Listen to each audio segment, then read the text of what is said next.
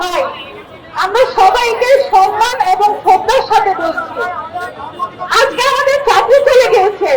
এই রমজান মাস কিভাবে আমরা আমাদের মা বাবাকে স্কুলে একটা কাপড় কিনে দিব, সন্তানকে একটু মুখে হাসি ফোটাবো, তা না। কি হচ্ছে এসব আমাদের সাথে?